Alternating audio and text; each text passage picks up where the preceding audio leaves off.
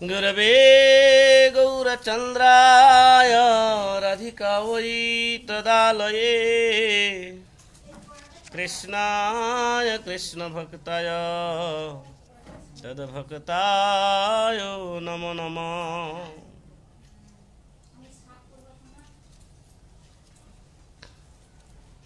अजानुलम्बितभुजो कनकावदातो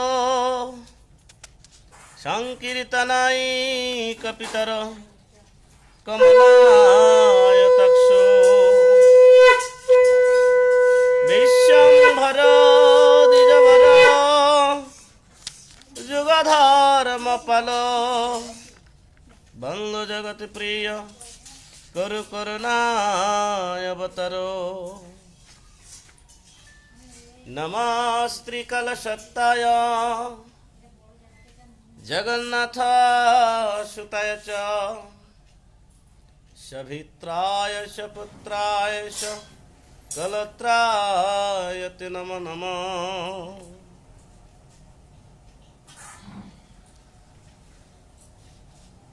भक्ताविहीनाय अपराधलक्ष्यै क्षिप्त्वाश्च कमदि तरंग मध्ये कृपामयि तम शरणं प्रपन्ना वृंदे नमस्ते श्री चरणारविंदम्। श्री कृष्ण चैतन्य प्रभु नित्यानंद श्री अद्वैत गदाधर श्रीवासादि गौर भक्त वृंद। हरे कृष्ण कृष्ण कृष्ण हरे हरे हरे राम राम राम हरे हरे। जय जय निताई गौर प्रेमानंदे हरि हरि बोल। जय जय निताई गौर प्रेमानंदे हरि हरि बोल। जय गुरुदेव जय परम गुरुदेव जय प्रभुपाद की जय।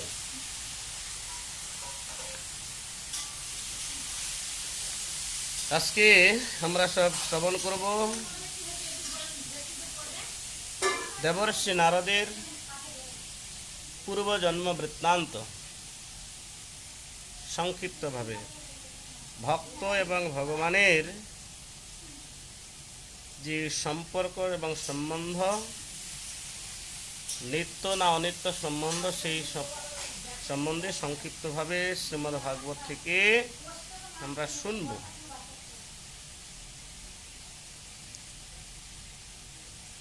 তো তার আগে আমাদের বৈষ্ণব তত্ত্বটা আমাদেরকে সব জানতে হবে।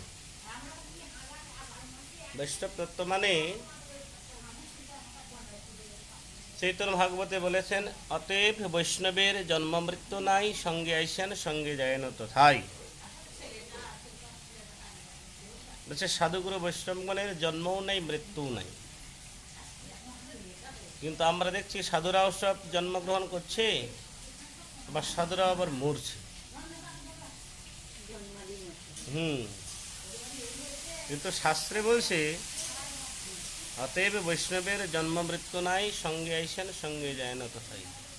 সাধুদের জন্মও নাই মৃত্যু নাই, এটা কি করে সম্ভব?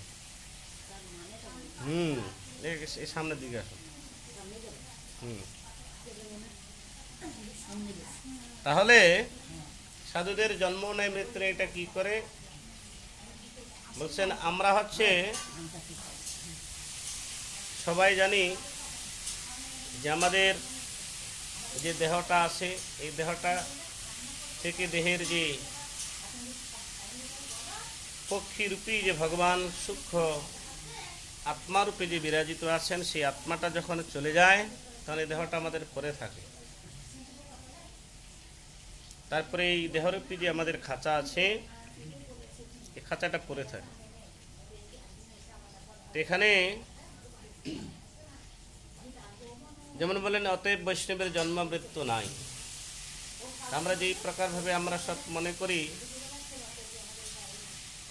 কারো যদি সব শরীর থেকে যদি প্রাণবায়ুটা চলে যায় তাহলে সব আমরা মনে করি যে সে মারা গেছে, কিন্তু শ্রীমদ্ ভগবদ গীতাতে ভগবান শ্রীকৃষ্ণ তিনি জানিয়েছেন যে আত্মার কখনো মৃত্যু হয় না। আত্মা নিত্য, শাশ্বত এবং সনাতন পুরুষ। ভগবান শ্রীকৃষ্ণ তিনি পরমাত্মা।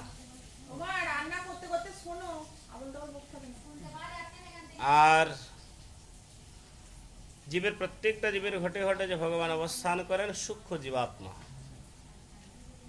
আত্মা এবং জীবাত্মা, আত্মার সাথে পরমাত্মার সাথে জীবাত্মার সম্বন্ধ আছে। পরমাত্মা হচ্ছে সাক্ষাৎ পরব্রহ্ম ভগবান, আর জীবাত্মা ভগবানের সূক্ষ্মাতি সূক্ষ্ম অংশ স্বরূপে প্রত্যেকটা জীবের ঘটে ঘটে অবস্থান করছেন ভগবান সূক্ষ্ম জীবাত্মা রূপে। সেজন্য পরমাত্মাকে বিভু চৈতন্য বলা হয়। পরমাত্মা ইচ্ছা করলে অনেক রূপ ধারণ করতে পারেন, আর জীবাত্মা ইচ্ছা করলেও একটা দেহ থেকে আরেকটা দেহ ধারণ করতে পারেন না। তো সেই জন্য পরমাত্মা হচ্ছেন সাক্ষাৎ ভগবান কৃষ্ণ।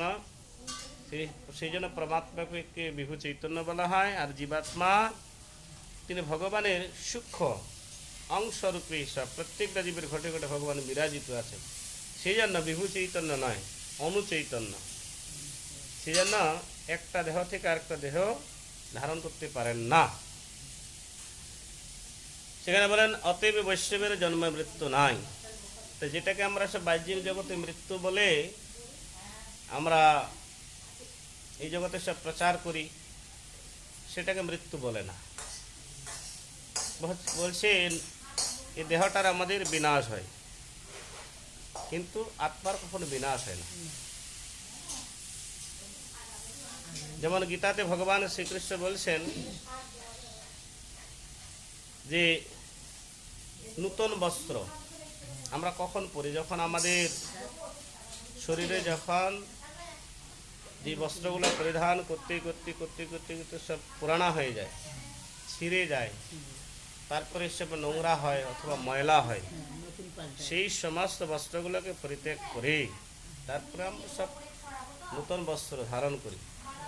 সেই প্রকারভাবে যে আমাদের প্রত্যেকটা জীবের ঘটে ঘটে ভগবান সূক্ষ্ম জীবাত্মারূপে যে অবস্থান করছেন, এক দেহ থেকে আরেক দেহের মধ্যে সব চলে যায়। সেই জন্য বললেন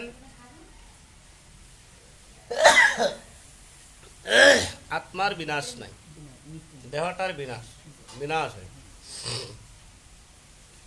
তো এটা কয়জন মানি? আমরা মানতে চাই না সব।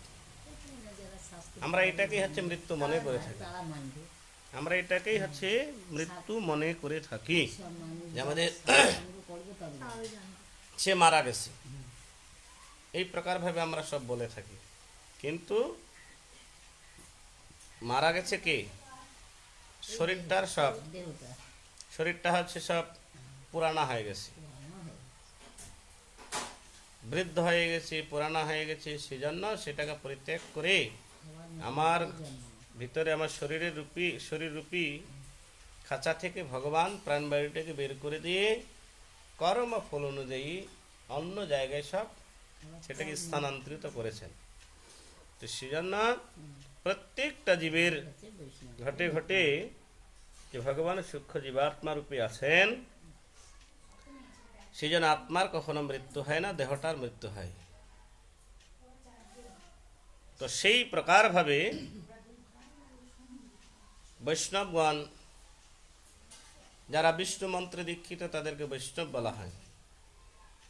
আর বৈষ্ণবগণ ভগবান যেমন নিত্য, শাশ্বত এবং সনাতন পুরুষ, সেই প্রকারভাবে ভগবানের ভক্তগণও তারা নিত্য।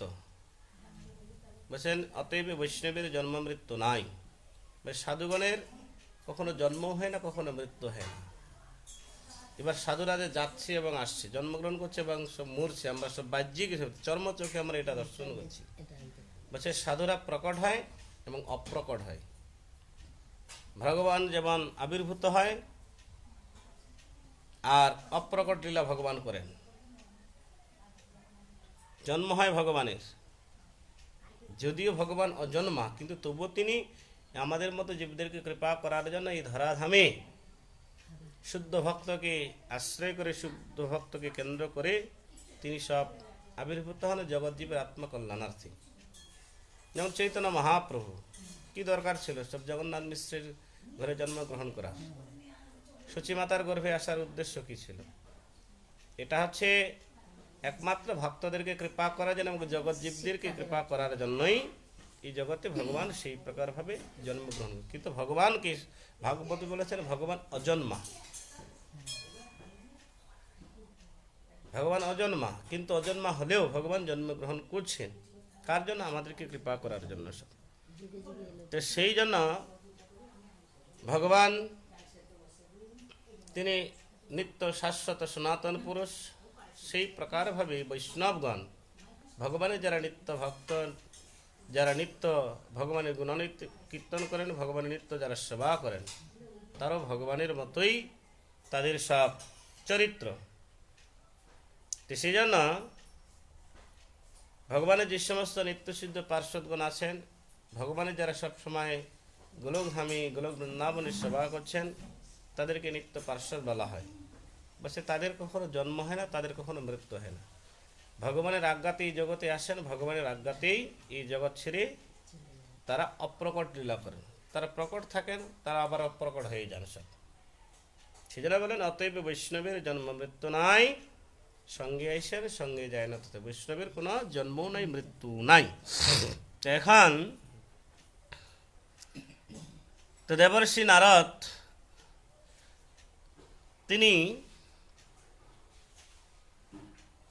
পূর্বজন্মে যখন দেবর্ষি নারদ তিনি হননি, তার আগের জন্মে তিনি এক শূদ্রাণীর গর্ভে তিনি জন্মগ্রহণ করেছিলেন। শূদ্রাণীর গর্ভে, শূদ্রের স্ত্রীর গর্ভে তিনি সব জন্মগ্রহণ করেছিলেন। তো যা ক্রমান্বয়ে দেবর্ষি নারদের মা এর বাড়িতে কাজ, ওর বাড়িতে কাজ, এই সমস্ত সব সেই প্রকার ভাবে সব সেবা করতেন, কাজ করে বেড়াতেন। তো একমাত্র পুত্র হচ্ছে সব সেই নারদ। তো ক্রমান্বয়ে এক বিশাল এক অনুষ্ঠান উপলক্ষকে কেন্দ্র করে যে আমাদের সাধুদের যে সব 4টা মাস 12টা মাস আছে, 12টা মাসের মধ্যে শ্রাবণ, ভাদ্র, আশ্বিন এবং কার্তিক, এই 4টা মাসে সাধুগুরু বৈষ্ণবগণ তারা চাতুর্মাস্য ব্রত পালন করে থাকেন। এই 4টা মাসেই ভগবান শয়ন করেন এবং 4টা মাসের মধ্যেই ভগবান পাশ ফেরান এবং 4টা মাসের মধ্যে ভগবান সেই বিশ্রাম থেকে উঠেন। তো সেই চাতুর্মাস্য ব্রত পালন করার উদ্দেশ্যে বৈদিক ব্রাহ্মণগণ, বৈদিক মুনিঋষিগণ তারা সকলে একটা স্থানে সে সমবেত হলেন। সমবেত হয়ে তারা এক বিশাল অনুষ্ঠানের আয়োজন করেছেন। এখানে চাতুর্মাস্য ব্রত পালন করবেন। তো সেখানে এবার সেবকের প্রয়োজন। মুনি ঋষিগণ থাকবেন, রান্না বান্না, পূজা, কীর্তন, পাঠ টাঠ এই সমস্ত কিছু চলবে। তারপরে সব পরিবেশন করা, এটা পাতা ফেলা, তারপরে আরও অন্যান্য অনেক কাজকর্ম আছে। সেবা কাজ তো প্রচুর থাকে, তো সেই কাজগুলো কে করবে? তো যা হোক ক্রমান্বয়ে দেবর্ষি নারদের যে পূর্বজন্মে মা, তার খোঁজ খবর পেয়েছেন। খোঁজ খবর পেয়ে তাকে সেখানকার সব কার্যে নিযুক্ত করেছেন। প্রতিদিন পাতা ফেলবে, ঝাড় দেবে, তারপরে বিভিন্ন প্রকার অন্যান্য সেবা কাজগুলো সব করবে। তো সেই প্রকারভাবে দেবর্ষি নারদের মা তিনি পূর্বজন্মে তিনি খুব সুন্দর করে সব সেবা করতেন। সব এই প্রকারভাবে ব্রাহ্মণ, বৈষ্ণব এবং মুনি ঋষিগণের সেবা করতেন। তো সেবা করতে করতে করতে করতে ক্রমান্বয়ে শুধু সেবা করতেন না, প্রত্যেক দিনে পাতা ফেলতেন, প্রত্যেক দিনে ঝাড়ু দিতেন, প্রত্যেক দিন অন্যান্য কোনো সব সেবা কাজ করতেন। তার মধ্যে থেকে মুনি ঋষিগণ সাধুরা যে প্রত্যেক দিন ভাগবত পাঠ করতেন, সে ভাগবত পাঠও শুনতেন, সাধু সঙ্গ হতো। বলছে বহু জন্মের ভাগ্যের ফলে বৈষ্ণব আসিয়া মিলে, বহু জন্মের ভাগ্যের ফলে বৈষ্ণব দর্শন হয় এবং বৈষ্ণবের সেবার সুযোগ লাভ হয় এবং বৈষ্ণবের শ্রীমুখ থেকে ভগবানের বীর্যবতী কথা শোনার সৌভাগ্য লাভ হয়। তো সেই প্রকারভাবে সেই সৌভাগ্য লাভ করেছিলেন দেবর্ষি নারদের মা। শূদ্রাণী হলেও, দাসী হলেও তিনি সেই সেবার সুযোগ পেয়েছিলেন। ক্রমান্বয়ে সেবা করতে করতে করতে করতে করতে করতে এক সময় তিনি অসুস্থ হয়ে পড়লেন। দেবর্ষি নারদের মা পূর্বজন্মে। এবার যখন অসুস্থ হয়ে পড়লেন, এবার অসুস্থ হয়ে পড়ার পরেই তিনি সেবা করে বাড়িতে এসে তারপরের দিন যেতে হবে, যেতে পাচ্ছেন না। পুত্রের বয়স খুবই কম, 4-5 বছর বয়স। তখন দেবর্ষি নারদের মা তখন বলল যে বাবা, আমার তো জ্বর, আমার শরীর তো খুবই খারাপ, আমি তো আর পাচ্ছি না। তো সেখানে যে কাজের দায়িত্ব দিয়েছে আমাকে, সেই দায়িত্বটা পালন করতে হবে। আমি যেহেতু পাচ্ছি না, আমার তুমি কি কাজগুলো করো, তারপরে অন্যান্য সময় আমার শরীরটা সুস্থ হলে আমি তখন যাব। তো যা হোক, সেই প্রকারভাবে মায়ের কথা শুনে ছোট্টবেলায় হিসাবে দেবর্ষি নারদ পূর্বজন্মে তিনি চিন্তা করলেন মায়ের যেহেতু কষ্ট হচ্ছে, সব আমার কর্তব্য মায়ের কথা পালন করা। পুত্র এবং কন্যাদের কর্তব্য, সন্তানদের কর্তব্য পিতামাতার কথা অক্ষরে অক্ষরে পালন করা। এখন তো বাবা মার কথা সব ছেলেমেয়েরা শুনতে চায় না, আগেকার সবাই শুনতো। তো সেজন্য তখন ঠিক আছে মা, আমি তাহলে সেবা করতে যাব। তো দেবর্ষি নারদ পূর্বজন্মে মায়ের কথা মতো সেই প্রকারভাবে সেই বহু সুকৃতি সম্পন্ন সেই মুনি ঋষিগণ যে চাতুর্মাস্য ব্রত উপলক্ষে যে সেখানে এসে উপস্থিত হয়েছেন, সেখানে গিয়ে মায়ের কাজটা সে করতে লাগলেন।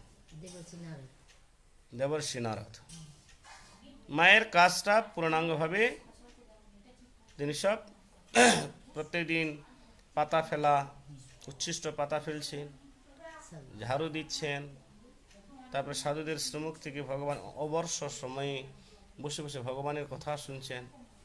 তা সাধুদের সব যে কোনো সেবা কাজের কথা বলে সেই সমস্ত কাজগুলো করে দিচ্ছেন। এই প্রকারভাবে তারপরে শুধু সেটা করতেন না, দাসীর পুত্র তো আবার বর্ণাতে আবার শূদ্র, কি করবে? সেই উচ্ছিষ্ট ফেলতে গিয়ে যে উচ্ছিষ্ট যেগুলো থাকে পাতাতে, সেগুলো আবার খেতেন, সেগুলোও খেতেন। তো যাও ক্রমান্বয়ে এই প্রকারভাবে দেবর্ষি নারদ পূর্বজন্মে বৃত্তান্তে এই প্রকারভাবে সেবা করতে করতে করতে করতে ক্রমান্বয়ে তার চিত্তটা পরিবর্তন হয়ে গেছে। দেখুন, সাধুর সেবা করলে কি হবে? বলছে গৃহস্থ ভক্ত চৈতন্য ভাগবতে আছে এবং চৈতন্য চরিতামৃতেও আছে। শ্রীমান মহাপ্রভু কে একজন মহাপ্রভুর ভক্ত তপন মিশ্র নামক একজন ভক্ত জিজ্ঞাসা করলেন যে প্রভু, আমরা তো গৃহে থাকি, গৃহস্থ ভক্ত আমরা, আমাদের কি কর্তব্য? তো মহাপ্রভু বললেন যে বৈষ্ণব সেবনে নাম সংকীর্তন 2 করো, শীঘ্র পাবে গোবিন্দ চরণ। যারা গৃহস্থ ভক্ত তাদের কর্তব্য দুটো কাজ তাদেরকে ঐকান্তিকভাবে করতে হবে। কি কি? সাধু সেবা করতে হবে আর হরিনাম সংকীর্তন করতে হবে। বৈষ্ণব সেবা করতে হবে আর নিরন্তর হরিনাম করতে হবে। এই দুটাই হচ্ছে একমাত্র গৃহস্থ ভক্তদের কর্তব্য, করণীয়। তো সেই প্রকারভাবে দেবর্ষি নারদ তিনি মায়ের কথা মতো সাধু সেবার সুযোগ পেয়েছেন, মুনি ঋষিগণের সেবা করছেন, সেবা তারপরে প্রত্যেক দিন উচ্ছিষ্ট ভক্ষণ করতেন। প্রত্যেক দিন সেই সাধুগুরু বৈষ্ণবগণের শ্রীমুখ থেকে ভগবানের রূপ, ভগবানের গুণ, ভগবানের লীলা, ভগবানের চরিতাবলীর কথা সব প্রত্যেক দিন তিনি কায় মনোবাক্যে শুনতেন। শাস্ত্রে আছে, যাহ ভাগবত পর বৈষ্ণবের স্থানে একান্ত আশ্রয় করে চৈতন্য চরণে। বলছে ভাগবত কথা যদি শুনতে হয় একমাত্র সাধুগুরু বৈষ্ণবগণের শ্রীমুখ থেকে শুনতে হবে। আর আশ্রয় করতে হবে কাকে? চৈতন্যদেবকে। চৈতন্যদেবকে আমরা গৌরাঙ্গ মহাপ্রভুকে চৈতন্যদেব বলি, তার নাম হচ্ছে চৈতন্যদেব।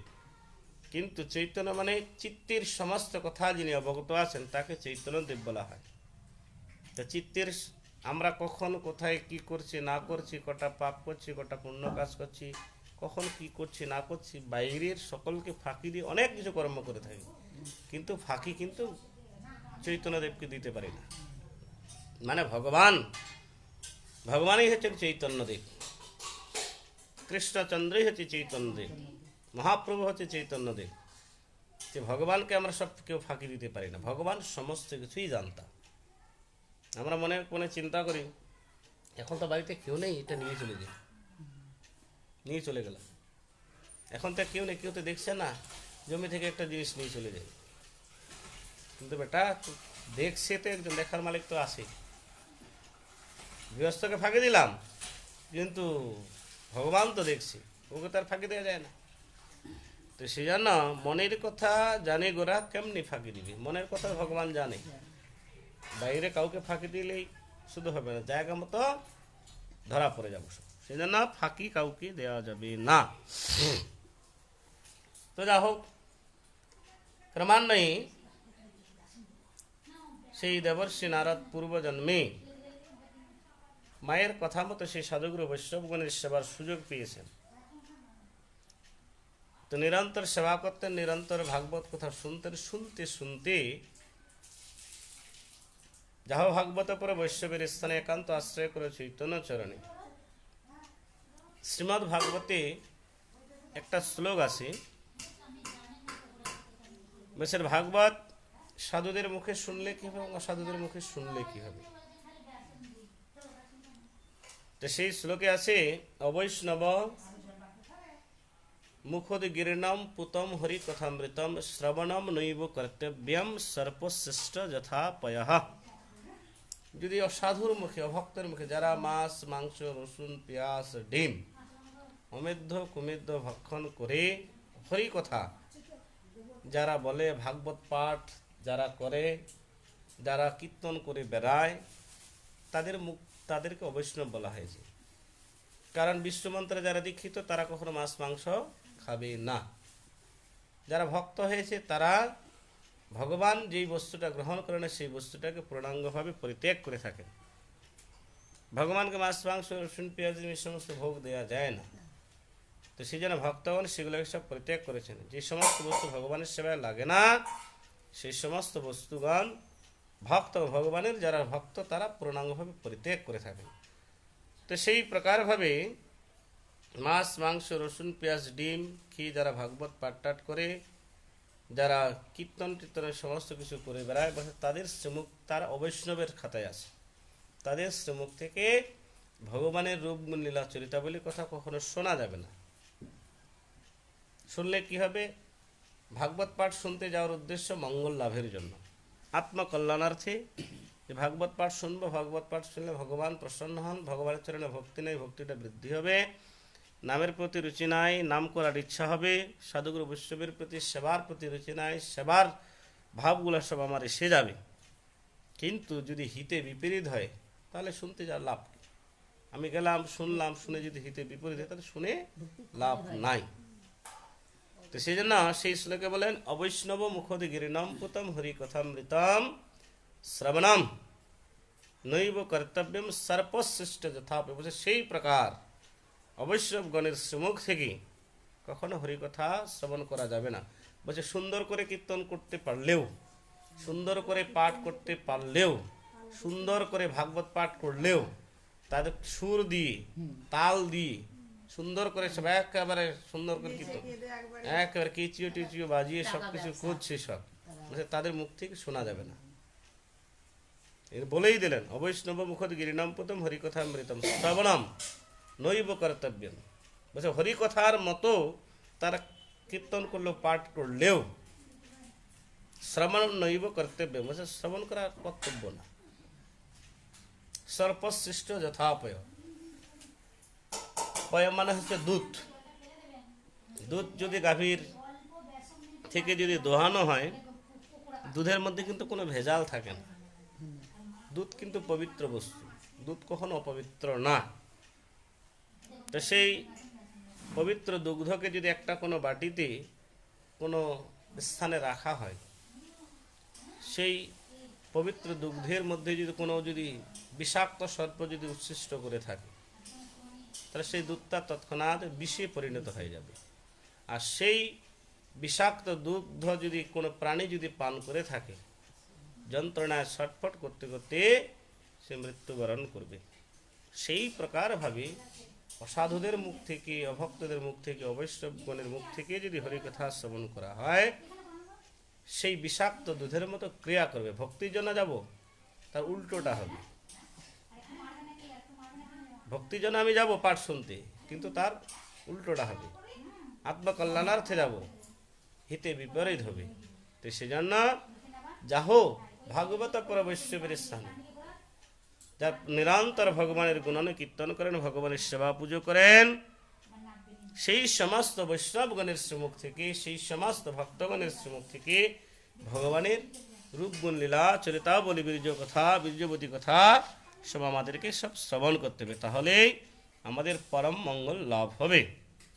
তো ক্রমান্বয়ে সেই দেবর্ষি নারদ পূর্বজন্মে তিনি দাসীর পুত্র হয়ে, শূদ্রাণীর পুত্র হয়ে মা সেবা করছিল সাধুগুরু বৈষ্ণব মুনি ঋষিগণের। অসুস্থ হয়ে পড়লেন। তারপরে মা বলল যে বাবা আমি তো অসুস্থ, সুস্থ হই, যে কটা দিন সুস্থ নয় সে কটা দিন তুমি সেবা করো। মায়ের কথা মতো সেই দেবর্ষি নারদ পূর্বজন্মে তিনি সেই সাধুগুরু বৈষ্ণবগণের, মুনি ঋষিগণের তিনি নিরন্তর সেবা করতে লাগলেন এবং নিরন্তর সেই সাধুগুরু বৈষ্ণবগণের শ্রীমুখ থেকে ভগবানের কথা তিনি শুনতে লাগলেন। এই প্রকারভাবে ক্রমে ক্রমে ক্রমে ক্রমে ক্রমে শুনতে শুনতে শুনতে ভগবানের কথা শুনতে শুনতে তার মনটা নির্মল হয়ে গেছে, মানে পরিষ্কার, কোনো পাপ নেই, সমস্ত পাপ ধুয়ে মুছে পূর্ণাঙ্গভাবে সাফ হয়ে গেছে। এবার কি করবে? যে ক্রমান্বয়ে 4 মাস যাবত সেই মুনি ঋষিগণ, বৈদিক ব্রাহ্মণগণ যেখানে এসে উৎসব আদি করছিলেন, 4 মাস যখন সমাপ্ত, তারা চলে যাওয়ার জন্য সব প্রস্তুত। এবার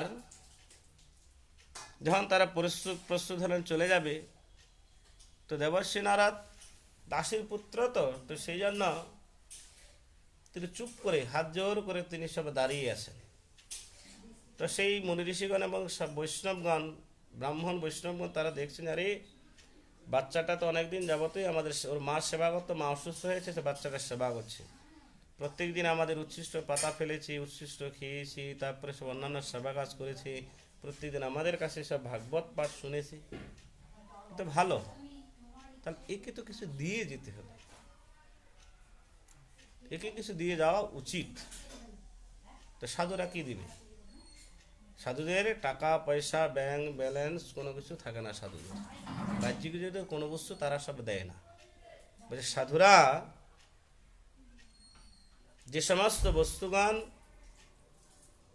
একমাত্র সাধুরাই দিতে পারে, যে সমস্ত বস্তুকে একমাত্র সাধুরাই দিতে পারে, সেই বস্তুটাকে একমাত্র ভগবান।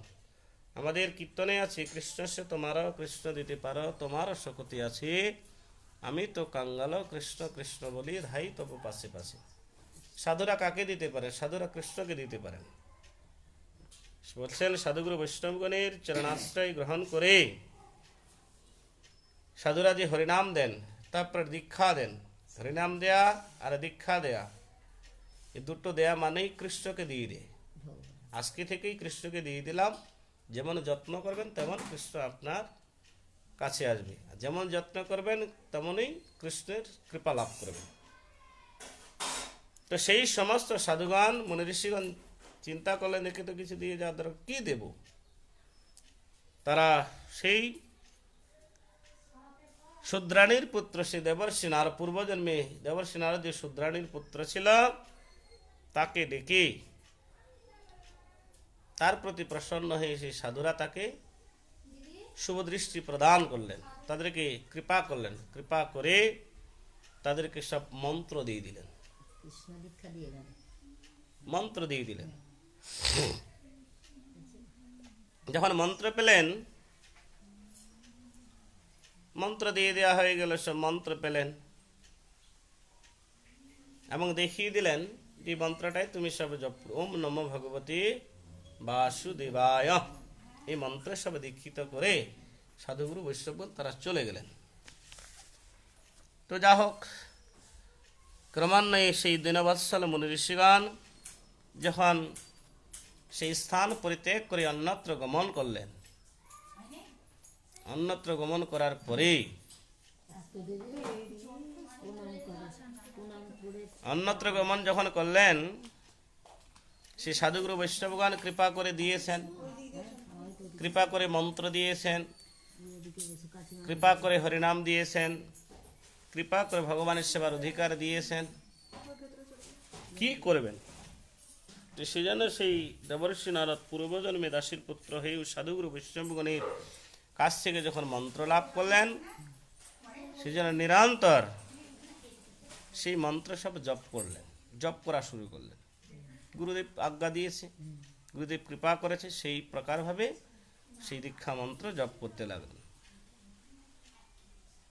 ক্রমান্বয়ে জপ করতে করতে করতে করতে করতে বিষয় থেকে একটা বিরাগ এসে উপস্থিত, বিষয়ের প্রতি একটা বিরাগ ভাব, বিরাগ মানে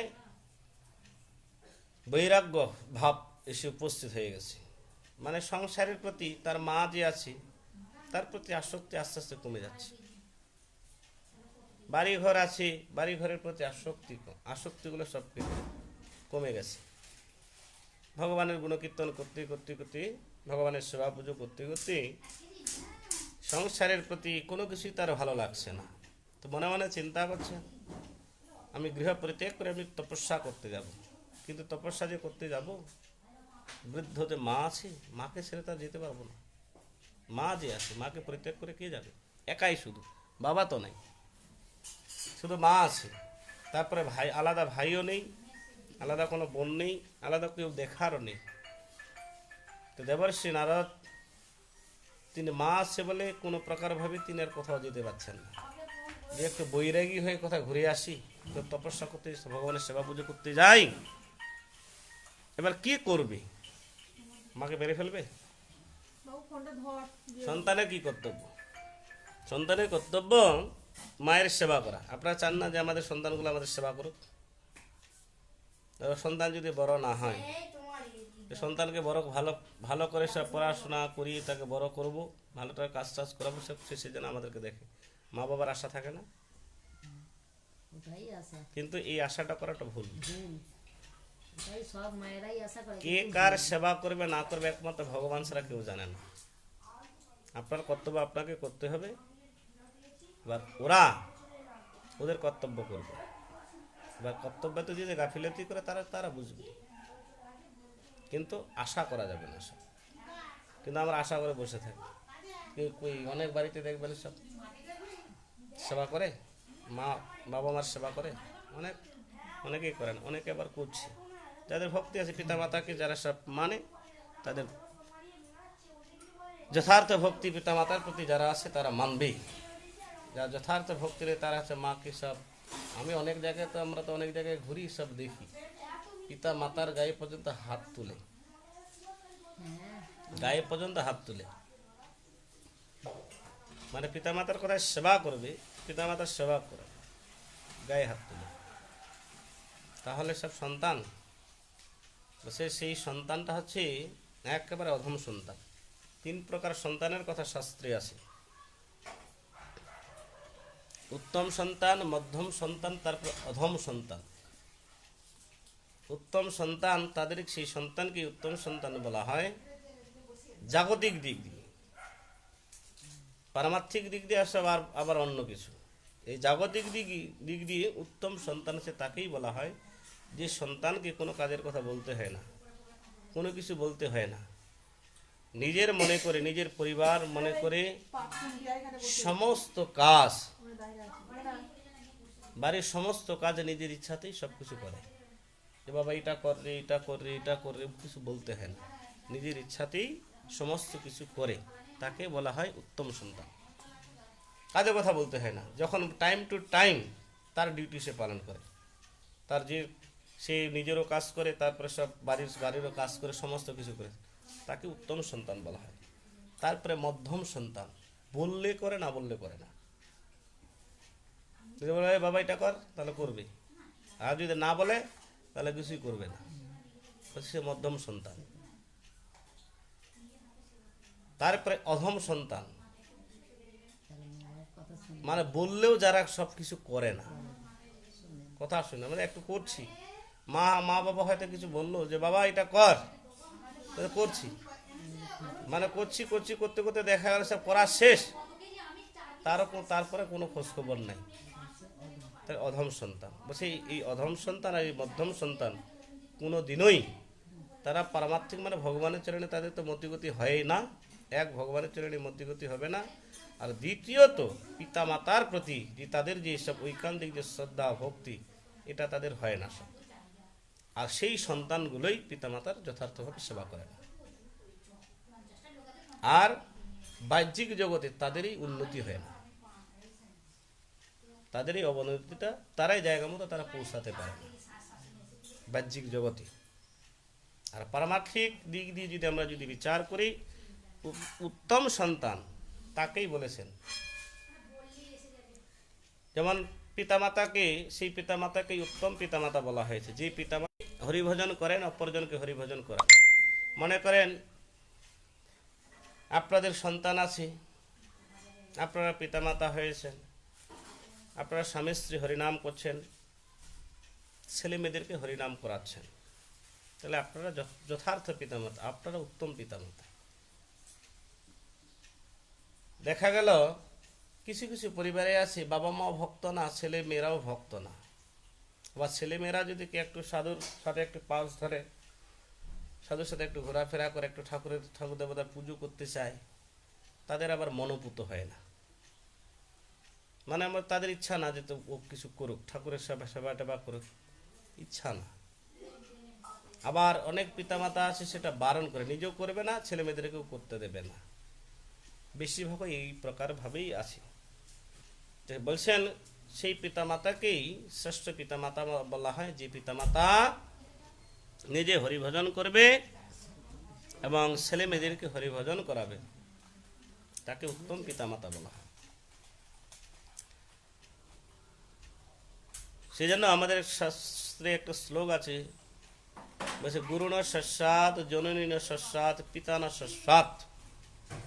সেই পিতা নয় যে নিজে হরিভজন করে না এবং ছেলে মেয়েদেরকে হরিভজন করান না, সেই মাতা নয় যেই মাতা নিজে হরিভজন করে না, ছেলে মেয়েদেরকে হরিভজন করান।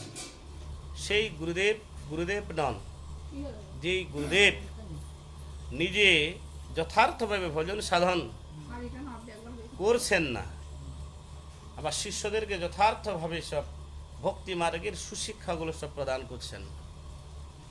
বলছে সেই আত্মীয় স্বজন, বলছে আত্মীয় স্বজন না, যে আত্মীয় স্বজনদেরকে আমরা সব নিজে আত্মীয় স্বজন মনে করে থাকি, যে আত্মীয় স্বজন নিজে হরিভজন করে না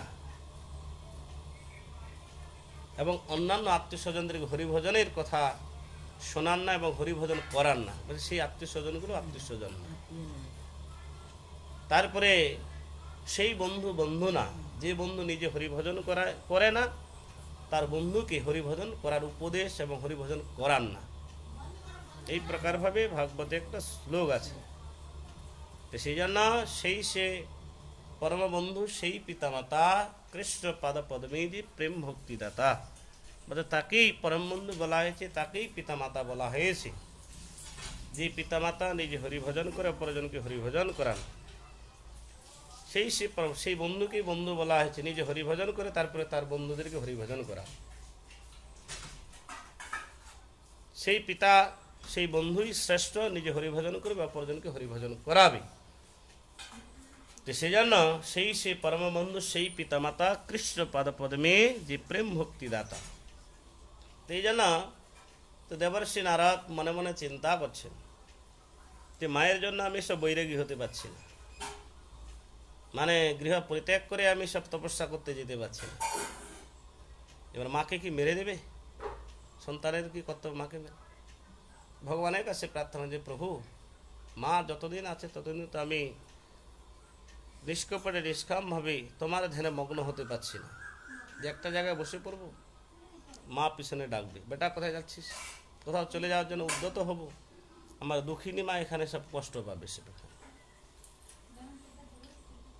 নিজেকে আত্মসমর্পণ করে দিলেন ভগবানের পাদপদ্মে, গোবিন্দের পাদপদ্মে আত্মসমর্পণ করে দিলেন যে তুমি একমাত্র গতি করতে পারবে। আমি যেন নিরন্তরভাবে সব তোমার সেবা পূজা গুণন কীর্তন করতে পারি, এর ব্যবস্থা তুমি করতে পারবে। আমরা কর্ম করছি কিন্তু আমরা ফলের আশা করি। গীতাতে বলেছেন হে অর্জুন, তুমি কর্ম করো, কর্মের আশা করিও না, মানে ফলের আশা করিও না। কর্ম করো, ফলের আশা করিও না, ফলটা তো আমি দেব, তুমি কর্ম করে যাও।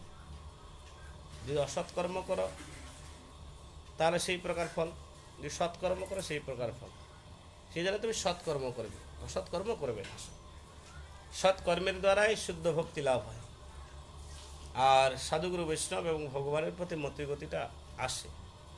আর প্রত্যেকটা মুহূর্তে যদি আমরা যদি অসৎকর্মে যদি নিযুক্ত থাকি, তাহলে প্রত্যেকটা মুহূর্তে অসদের দিকে সব ধাবিত হব। সাধুগুরু বৈষ্ণব ভগবানের পাদপদ্মে আমাদের ভক্তিটা কোনো কালেই আমাদের আসবে না। সেই জন্য সৎসঙ্গে স্বর্গবাস, অসৎসঙ্গে সর্বনাশ। সবসময় আমাদেরকে সৎসঙ্গ করতে হবে এবং সৎকর্ম করতে হবে। সৎকর্মের দ্বারাই ভক্তিটা থাকে, ভক্তিটা নষ্ট হয় না। অসৎকর্মের দ্বারা ভক্তিটা নষ্ট হয়।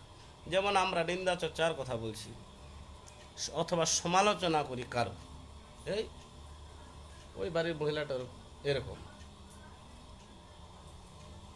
তারপরে দেখা গেলো ওই বাড়ির মহিলাটা এরকম। আবার মহিলাগুলো যেমন মায়েদের কিছু কিছু স্বভাব আছে, দু তিনটা বাড়ির যদি মায়েরা যদি এক জায়গায় হয়, মানে কে কোথায় কি দেখে যে ফুটফুট করে ওইগুলো বলা আসো, কে কী করেছে না করে ওইগুলো আলোচনা, মানে ভালো কথা আলোচনা করবে না, ওইগুলো আলোচনা করবে। কে কী করছে না করছে, কে কেমন, কে কার কেমন আচার ব্যবহার, সেই সমস্ত কথা আলোচনা করবে। তাহলে সমালোচনা হচ্ছে, এবং দ্বিতীয়ত নিন্দা হচ্ছে। আমি যখন কারো বিষয়ে কাউকে কিছু বলবো, যদি প্রশংসা করি তাহলে উত্তম, আর যদি নিন্দা চর্চা করে থাকি, সমালোচনা যদি করে থাকি, নিন্দা চর্চা যদি করে থাকি, তাহলে সেটা হচ্ছে সব থেকে খারাপ। তো সেই জন্য শাস্ত্রে আছে নিন্দা চর্চায় পাপ লাভ হয়, নিন্দা চর্চায় সমালোচনায় পুণ্য ক্ষয় হয়, সুকৃতি নষ্ট হয়, আর স্তব স্তুতিতে এবং গুণ কীর্তনে প্রশংসাতে বলছেন সুকৃতি, পুণ্য, ভক্তি সমস্ত কিছু বৃদ্ধি প্রাপ্ত হয়। তো সেই জন্য প্রত্যেকটা মুহূর্তে চৈতন্য ভাগবতে মহাপ্রভুর ভাষাতে শ্রীল বৃন্দাবন দাস ঠাকুর মহাশয় তিনি জানিয়েছেন, কাহারে না করে নিন্দা কৃষ্ণ কৃষ্ণ বলে, অজয় চৈতন্য বলে জিনিবেকে হেলে। বলে কারো নিন্দা চর্চা করা যাবে না, কে কি করছে না করছে সেটা আমার দেখার বিষয় না। যে যেমন কর্ম করবে তাকে সে তেমন ফল পাবে। আমি কি করছি সবসময় নিজের দিকে সব তাকাতে হবে। কারো ভুল ত্রুটি ধরার আগে নিজের ভুলটাকে সংশোধন করতে হবে, কারো নিন্দা চর্চা করার আগে নিজের ছিদ্রগুলো সব দেখতে হবে, এইগুলো সবসময় ফলো করতে হবে। তো সেই জন্য চৈতন্য ভাগবত সেই শ্লোকে বলেন কাহারে না করে নিন্দা কৃষ্ণ কৃষ্ণ বলে। বলছেন কোনো ব্যক্তি, কোনো ভক্ত হোক, সে অভক্তই হোক অথবা ভক্তই হোক, কারও যদি নিন্দা চর্চা যদি না করে, ভক্ত হলে তো হরিনাম করবে, অভক্ত হলে তো হরিনাম করবে না। আচ্ছা, কাহারে না করে নিন্দা কৃষ্ণ কৃষ্ণ বলে, কারো নিন্দা চর্চা বাদ দিয়ে, সেগুলা নিন্দা চর্চা সমালোচনা পরিত্যাগ করে কেউ যদি হরিনাম যদি করে থাকে, বলছে সেই প্রকার ব্যক্তি একমাত্র ভগবান শ্রীকৃষ্ণের আরেক নাম অজয় চৈতন্যদেব, যাকে এত তাড়াতাড়ি সব জয় করা যায় না। বলছেন যাকে হাজার হাজার বৎসর যাবত তপস্যার দ্বারাও যাকে সব প্রসন্ন করা যায় না, যার রূপগুণ লীলা চরিতাবলীর ধ্যান করেও যাকে ধ্যানে মুনি ঋষিগণ তপস্বীগণ যা কুল কিনারা খুঁজে পায় না, যার যোগ সাধনা করে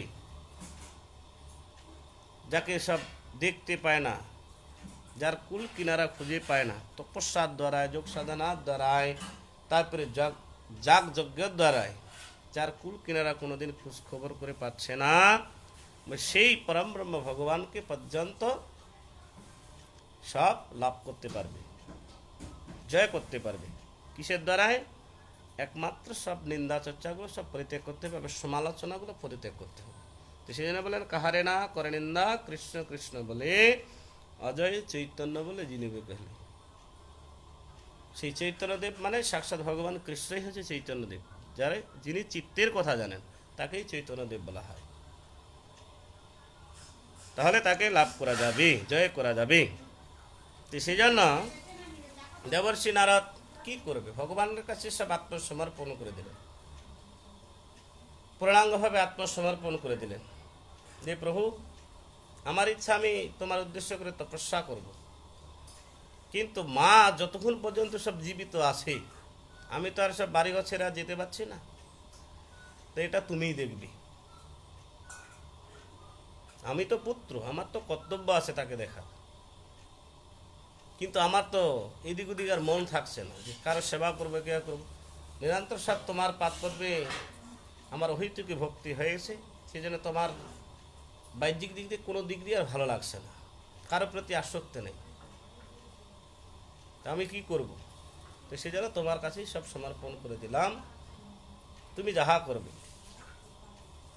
তো যা হোক, দৈবক্রমে বলছেন ভগবানের চরণে কেউ যদি আত্মসমর্পণ করে দেয়, হে প্রভু আমি সব কিছু তোমাকে সমর্পণ করি, আজকে থেকে তমেব মাতা চ পিতা তমেব, তমেব বন্ধুস্য সখা তমেব, তমেব বিদ্যা দ্রবিণাম তমেব, তমেব সর্বম মম দেব দেব।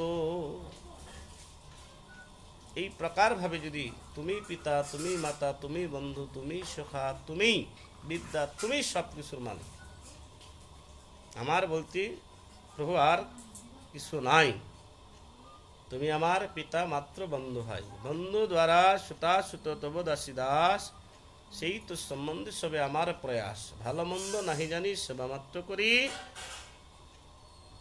এই প্রকার ভাবে যিনি পূর্ণাঙ্গ ভাবে সব গোবিন্দকে অথবা গোবিন্দের চরণে যদি নিজেকে যদি আত্মসমর্পণ করে দেয়, ভগবান তাকে দেখবে। আমরা হয়তো মনে করে থাকি আমি গোবিন্দের সেবা করি, আমি অমুককে দেখি, অমুক আমার জন্য খেতে পাচ্ছে, পড়তে পারছে, চলতে পারছে, আমি এই সেবাটা করছি, আমি এই কাজটা করছি, এই জন্য এই এক বস্তা চাল দিলাম, এক বস্তা ডাল দিলাম। কে কাকে দেয়? কেউ কাউকে দিতে পারে না। আমার বস্তু কি আমি কাউকে দেব? আমি কি নিয়েছিলাম? যখন আমি ধরাধামে আসি একা এসছি, কোনো কিছু নিয়ে আসিনি, কাকে দেবো আমি? তারপরে সে নিয়ে যাব কি? বাড়ি ঘর, টাকা পয়সা, প্রতি সমস্ত কিছু, এগুলোকে নিয়ে যাব সব। নিয়ে এসেছিলাম যে নিয়ে যাব সব, কিছু নিয়েও আসিনি, তো সেই জন্য কিছু নিয়ে যাব না। আর কিছু এই যে শ্রীমদ্ ভগবত গীতাতে একটা অধ্যায় আছে, ত্যাগের কথা বলা আছে। যেমন সাধুদের কথা বলছে সাধুরা হচ্ছে ত্যাগীও নয়, ভোগীও নয়। কি ত্যাগ করবো যে আমরা সব নিয়ে এসেছিলাম যে ত্যাগ করবো? কি ভোগ করবো যে আমরা সব নিয়ে এসেছিলাম যখন এসেছি? কিছু নিয়েও আসিনি, কিছু নিয়েও যাব না, তাহলে ত্যাগ করবো আমি সে এই ত্যাগ করে চলে গেছে। অনেকে আমাদেরকে সাধুদেরকে বলে, এই বাবা মা বন্ধু বান্ধব আত্মীয় স্বজনকে ত্যাগ করে চলে এসেছি। ত্যাগ করতে পেরেছি? যে যেমন কর্ম করছে সেই কর্মফল অনুযায়ী সে সেই জায়গায় চলে যাচ্ছে। যেমন চৈতন্য ভাগবতে শ্রী বৃন্দাবন দাস ঠাকুর এক সময় একটা জায়গায় সব আমাদেরকে সব জানিয়েছেন, হয়তো দেখা গেল একটা মানুষ 2-3 দিন থেকে হয়তো কিছু খেতে পারেনি, মানে খাদ্যবস্তু কোথাও পায়নি, আপনাদের বাড়িতে এসছে, আপনি খেতে দিলেন। এবার আপনি মনে করলেন যে 2-3 দিন খেতে পারে আমি খেতে দিচ্ছি, অথবা 1 দিন হোক, 2 দিন হোক, 5 দিন হোক, 10 দিন হোক, সব তাকে সব খাওয়াচ্ছেন। মনের মধ্যে একটা গর্ব চলে আসে, এটাকে আপনি খাওয়াইছেন। যদি কেউ যদি মনে করে যে আমি খাওয়াচ্ছি, এটা ভুল কথা। সব কোন দিন কখন কে কোথায় কি খাবে, কি পরবে, কোথায় থাকবে, কোন জায়গায় অবস্থান করবে, কার গৃহে থাকবে, কোন জঙ্গলে থাকবে, কোথায় কি করবে না করবে, একমাত্র আমাদের পূর্বজন্মাকৃত কর্মফলে এই জগতে যখন আসি তার আগেই বিধাতা ব্রহ্মা তিনি সব লিপিবদ্ধ করে দিয়েছেন। যেদিন যার যেখানে অদৃষ্টে লেখা থাকবে সেখানেই তাকে সব পৌঁছাতে হবে। যেমন সব আগামীকাল, গতকালের কথা বলছি, আমার যাওয়ার কথা হচ্ছে সব ওই নান্নাতে যাওয়ার কথা, কিন্তু আমি পড়েছিলাম কোথায়, আপনাদের পঞ্চাননতলাতে যেতে চেয়েছি, নান্নাতে পড়েছিলাম, রাত্রিটা ছিলাম নান্নাতে, এইখানে পঞ্চাননতলা নান্নাতে যাওয়ার কথা ছিল। আর আজকে সকাল থেকে ওখানে পাঠ করার কথা, সব নান্নাতে পাঠ করার কথা, বিকাল অবধি 3টা 3:30 অবধি পাঠ করে আমি আবার চলে আসার কথা, মায়াপুরের দিকে যাওয়ার কথা আমার। তো সেই জন্য চৈতন্য চেতনাতে আছে, নিজের ইচ্ছায় জীব কোটি বাঞ্ছা করে।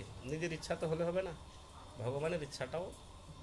ভগবান যখন যেদিন যাকে যেভাবে যেখানে রাখবে সেখানে তাকে যেতেই হবে, সব কিছু করার নেই। সেই জন্য আমার গুরু মহারাজের পিতৃদেব উনি বলতেন যে ভগবানের ইচ্ছা ছাড়া একটা গাছের পাতাও নড়ে না। একটা পাতা, গাছের পাতা যে নড়াচড়া করছে, ভগবানের ইচ্ছা ছাড়া নড়ছে না। আমরা যে সব এখানে যে অবস্থান করছি, এটাও ভগবানের ইচ্ছাতে আমরা সব এখানে সমবেত হয়েছি। তো সেই জন্য কি বলা হচ্ছিল, যার ঘরে আসি উত্তম উপভোগ, তাহাকে দিয়েছেন প্রভু কোনো মহামহারূপ। কিছু কিছু মানুষের বাড়িতে দেখবেন খাদ্যবস্তুর কোনো কিছুর অভাব নেই, মানে এমন কোনো বস্তু নেই যে নেই, অভাব নেই, সমস্ত কিছুই আছে। কিন্তু দেখা গেল সব পূর্বজন্মাকৃত এমন তার কর্মফল খারাপ ছিল, অথবা এই জন্মাকৃত এমন তার কর্মফল খারাপ ছিল, উত্তম উপভোগ মানে খাদ্যবস্তু ভোগ করার সমস্ত বস্তু থাকবে, যেটা আমরা সব জাগতিক মানুষ আমরা সব ভোগ করতে চাই, ভোগ করার সমস্ত প্রকার বস্তু আছে। ভোগ অনেক প্রকার দিক দিয়ে করা যায়, কেউ খাদ্যবস্তু দিক দিয়ে সব এটা ভোগ করতে চায়, কেউ বাড়ি ঘর করে সব ভোগ করতে চায়, কেউ তারপরে টাকা পয়সা ব্যাংক ব্যালেন্সের উপরে সব শুয়ে থাকতে এটাও ভোগ করতে চায়, যে সুখটাকে মানে শুয়ে দেখি তো সেইগুলোর উপরে সব, মানে বিভিন্ন ব্যক্তির বিভিন্ন প্রকার ভোগ বাসনা। তো সেই কথাতেই চৈতন্য ভাগবতে বৃন্দাবনেশ্বর মহাশয় বললেন, যার ঘরে আসে উত্তম উপভোগ, তাকে দিয়েছেন প্রভু কোনো মহামহারূপ। উত্তম উত্তম বস্তু আছে, কিন্তু ভগবান এমন একটা রোগ দিয়েছেন, ইচ্ছা করলেও ভোগ করতে পারেন না। ভালো মন্দ খাওয়ার সামনে অনেক পরে আছে, কিন্তু এমন একটা রোগ দিয়েছে খেতে পারে না। এগুলো তো আমাদের কর্মফল। সেই জন্য এই জগতে কেউ আমরা ভোক্তা নই, কেউ আমরা সব ভোগীও নেই, কেউ ত্যাগীও নেই। আমাদের তো যুক্ত বৈরাগ্য, এবং যুক্ত বৈরাগ্য ভাব নিয়ে আমাদের সকলকেই চলতে হবে সব। আর সবসময় এই কথাটা সবসময় আমাদেরকে মনে রাখতে হবে, কৃষ্ণ তিনি হচ্ছেন প্রভু, আমি তার দাস, দাসের কর্তব্য হচ্ছে প্রভুর সেবা করা। আর জীবের স্বরূপই হয়ে একমাত্র নিত্য কৃষ্ণ দাস। জীবের স্বরূপটাই হচ্ছে দাসত্ব করা। কার দাস? একমাত্র ভগবানের দাসত্ব স্বীকার করতে হবে। সেই ভগবানের যদি দাসত্ব স্বীকার করে ভগবানের সেবা করে যদি আমরা যদি এই দেহটা যদি রাখতে পারি, তাহলে এই মনুষ্য দেহে ধারণ করার যে একটা সার্থকতা, সেটা আমাদের সাকসেসফুল। সেই জন্য আমরা যাহা কিছুই করি, যে কোনো কর্মই করে না কেন, যাহা কিছুই করে না কেন, আমাদের মেইন উদ্দেশ্য হচ্ছে ভক্তি লাভ করতে হবে। কারণ ভক্তিতেই একমাত্র মুক্তি। কার চরণে ভক্তি লাভ করব? ভগবানের চরণে ভক্তি লাভ করতে হবে। এবার ভগবানের চরণে ভক্তি লাভ করতে গেলে এমনিতে ভক্তিটা আসবে না, সেবা করতে হবে। সেবা বৃত্তির দ্বারাই ভক্তি লাভ হয়। সেবার দ্বারা ভক্তি, হরিনাম করব আমি, এমনি হরিনামে রুচি হবে না। এত সস্তা না হরিনামের রুচিটা নিয়ে আসা। হরিনাম কেউ যদি করতে চায় যে আমি হরিনাম করব, হরিনামটা এমনি হবে না। হরিনামের কাছে ভজন, যেমন আমরা সব ভজন সাধনের কথা বলি, ভজন করব, এই ভজন আপনি ভজন করছেন না, ভজন হরিভজন করবেন আমরা বলি। এই ভজন শব্দের অর্থ হচ্ছে, ভজ ধাতু অর্থ হচ্ছে সেবা। সেবার দ্বারা এই ভজনের যে স্পৃহা, সেটা হচ্ছে বৃদ্ধিপ্রাপ্ত হয়। সেবা করব না, তা ভজনের প্রতি স্পৃহা। যেমন আমরা মঠ মন্দিরে থাকি, আমি যদি হাত গুটিয়ে মঠে বসে থাকি, নামের প্রতি রুচি হবে? সেবার প্রতি ভাবটা আমার আসবে? ভগবান আমাকে কৃপা করবে? আমাকে করতে হবে, কর্মটা করতে হবে। যেমন কৃপা, এই সাধুগুরু বৈষ্ণব একটু কৃপা করবেন, ছেলেমেয়েরা যেন ভালো থাকে, বাড়িঘর যেন ভালো থাকে, তারপরে আত্মীয় স্বজন বন্ধু বান্ধব, তারপরে গৃহের যেন মঙ্গল হয়, সাধু বাবা কৃপা করবেন। সাধুগুরু বৈষ্ণবগণ এই প্রকারভাবে আসলে এগুলা সব আমরা সব জিজ্ঞাসা করে থাকি, সাধুর কাছে আমরা প্রার্থনা করে থাকি। কিন্তু সাধুগুরু বৈষ্ণবগণ কৃপা করবে কি করে? কৃপা শব্দের অর্থ হচ্ছে করে পাওয়া। সেবার দ্বারাই সাধুরা আমাকে কৃপা করবে। যদি আমি যদি সেবা না করি, সাধুরা কৃপা করবে কি করে? সে ভগবানই হোক, সে সাধুরাই হোক, অন্য কিছু নাই, অন্য জায়গা নাই, এমনি দিয়ে দিন, যা কিছু হবে না। তাহলে কি হবে? সেবার দ্বারা আমাদেরকে সবকিছু করতে হবে। ভজন সাধন স্পৃহাটা বৃদ্ধি হবে একমাত্র সেবার দ্বারা। যত সেবা করব তত সব। এবার কি সেবা, কার সেবা করব? সেখানে কিছুক্ষণ আগে শ্লোকটা বলা হলো, চৈতন্য ভাগবতের শ্লোক, বৈষ্ণব সেবা নাম সংকীর্তন দুই করে শীঘ্রভাবে গোবিন্দ চরণ। হরিনাম সেবা করতে হবে, নামের সেবা করতে হবে, নাম প্রভু সেবা করতে হবে, তারপরে সাধু সেবা করতে হবে, বৈষ্ণব সেবা করতে হবে। বলছে দুটো সেবার ধরনেই ভগবান তিনি আমাদেরকে অতি তাড়াতাড়ি তার পাদপদ্ম তিনি দর্শন দেবেন, তার পাদপদ্ম লাভ করতে হবে অতি তাড়াতাড়ি আমরা। তো সেই জন্য আমাদেরকে প্রত্যেকটা মুহূর্তে সেবা কাজে নিযুক্ত থাকতে হবে। তবেই আমাদের নামের প্রতি, সাধুগুরু বৈষ্ণবের প্রতি, ভগবানের প্রতি আমাদের ভক্তির যে একটা টান, ভগবানের প্রতি যে একটা আসক্তি, সেই সমস্ত আসক্তিগুলো, নামের প্রতি যে একটা আসক্তি, ভগবানের সেবার প্রতি যে একটা আসক্তি, তারপরে গুরু বৈষ্ণবের প্রতি সেবার প্রতি যে একটা সব আসক্তি, সেই আসক্তিগুলো সব এসে উপস্থিত হবে। আর এই 84 লক্ষ জনই ভ্রমণ করে দুর্লভ মনুষ্য জন্ম লাভ করে যদি গুরু বৈষ্ণব তারপরে ভগবানের সেবার প্রতি যদি আসক্তিটা যদি আমরা যদি না নিয়ে আসতে পারি, বাহ্যিক জগতের সমস্ত বস্তুর প্রতি, সমস্ত ব্যক্তির প্রতি যে আসক্তি যদি থেকে থাকে, তাহলে সেই আসক্তির দ্বারা ভগবানের পাদপদ্মে কখনো ভক্তি লাভ হবে না। আসক্তিটা নিয়ে আসতে হবে একমাত্র গুরু বৈষ্ণব, তবে ভগবানের সেবার প্রতি। তবেই আমরা সব এই মনুষ্য জন্মটাকে সার্থক করে ভগবানের পাদপদ্মে আমরা পৌঁছাতে পারবো। সেই জন্য নিরন্তর সেবা কাজে সবসময় নিযুক্ত থাকতে হবে। সেই জন্য দেবর্ষি নারদ নিরন্তর সেই চাতুর্মাস্য ব্রতাবলম্বনকারী মুনি ঋষিগণের, বৈদিক ব্রাহ্মণগণের সেবা করেছেন বলেই কি হলো? সংসারের প্রতি আসক্তি, মায়ের প্রতি আসক্তি পর্যন্ত তার চলে গেছে। মা, জন্মদাত্রী মা, তার প্রতি আসক্তিটা কমানো যায়? আর আপনারা সাধারণত বলবে সাধু হয়েছে, বাপ মার সেবা করলো না, সেবা করতে না সাধু হয়েছে। সাধারণত মানুষগুলো বলে না, আমাদেরকে কত বলে সব, বাপ মার সেবা করলো না সাধু হয়েছে। কিসের সেবা সব? বাপ মাই প্রসন্ন হলো না তো কিসের সেবা সব? জগতের পিতা কৃষ্ণ জেনা ভজে বাপ, পিতৃদ্রোহী পাতকিতার জন্ম জন্মতা। জগতের পিতা কৃষ্ণ, জগতের পিতা কৃষ্ণকে কেউ যদি সেবা করে থাকেন, বলছেন 33 কোটি দেবতা সন্তুষ্ট। যারা কৃষ্ণের সেবা করে তাদের আলাদাভাবে দেবতার সেবা করতে হয় না, দেবদেবীর উপাসনা করতে হয় না, কোনো কিছুই করতে হয় না। 33 কোটি দেবতা সন্তুষ্ট হয়। 60,000 মুনি ঋষিগণ যদি কেউ যদি গোবিন্দের সেবা করে, কৃষ্ণের কেউ যদি সেবা করে, মুনি ঋষিগণ প্রসন্ন হন। তারা প্রসন্ন থাকেন, তারা কখনো অপ্রসন্ন হন না। তাদের শুভদৃষ্টি লাভ হয়, তাদের আশীর্বাদ লাভ হয়। কেউ যদি গোবিন্দের সেবা করছে, কেউ যদি কৃষ্ণের সেবা করে থাকে, তাহলে 33 কোটি দেবতা সন্তুষ্ট কৃষ্ণের সেবা করলে। তারপরে 60,000 মুনি ঋষিগণ সন্তুষ্ট কৃষ্ণের সেবা করলে। তারপরে আমাদের পিতৃপুরুষগণ যারা গত হয়ে গেছেন তারা সকলেই প্রসন্ন, তারা কেউ অপ্রসন্ন না।